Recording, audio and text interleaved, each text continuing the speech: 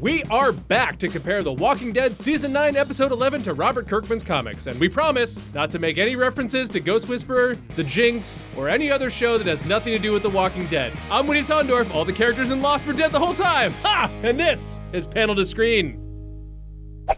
The events of this week's episode came straight out of issue 138 of The Walking Dead comics, appropriately titled Confrontation. Like the show, the comic tells the story of Alpha's mission to rescue her daughter Lydia at Hilltop, but the episode adds a lot of fun new elements not found in the source material. In the show, Alpha arrives at Hilltop and demands that Daryl and Tara give back Lydia. When they refuse, Alpha summons more Whisperers to join her, causing Daryl to come down and confront her face to face. Alpha then reveals what's behind Cornfield number 2. It's Alden and Luke tied up as hostages. Oh shit. They're both wearing Whisperer masks, but Luke clearly got the loner.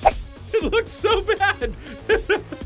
Daryl reluctantly agrees to the trade, but when he goes to fetch Lydia, he discovers they're gone! While they search for those two rascals, Connie tries to save one of the Whisperer's babies from getting eaten by walkers. It's a very stressful sea story, but thankfully Kelly, Tammy, and Earl help them get out alive.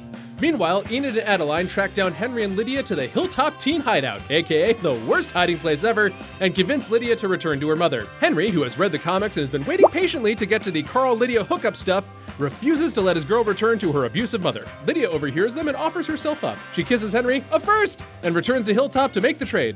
Enid meets Alden with a hug and Alpha greets Lydia with a slap across the face. You call me Alpha. I call the rest. They're different. Afterwards, Henry scolds Daryl for his decision, but he's like, Henry, someday when you're old like me, you too will have to trade a teenage girl to a group of skin-wearing maniacs to get your indie band back. That was a perfect Daryl. Henry, who has binged too many seasons of 24, disagrees and escapes that night to follow Lydia, forcing Daryl to head out to find him. Find him! Dog!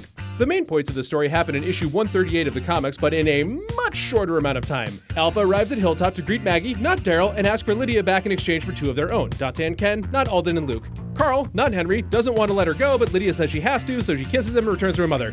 Unlike the show, no one ran away to a hideout, the hostage reveal happened immediately, and Alpha never slapped Lydia. But like Henry in the show, Carl doesn't let this go and heads out to find his boo. As similar as that story was to the comics, AMC does need to sell advertisements, so they added a ton of stuff exclusive to the show. The pre-time jump flashbacks with Ezekiel, the community charter, Zeke and Carol's mission to get a projector bulb, that weird insignia on the street sign, and that whole moment with the Whisperer baby only happened in the show.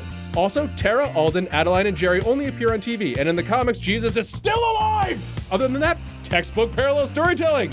And that wraps up our comic comparisons for The Walking Dead Season 9, Episode 11. Like and subscribe to Skybound and check out our past panel to screens right here. I'm Woody Tondorf, the Dharma Initiative created the Smoke Monster and Lost, and we'll see you next week.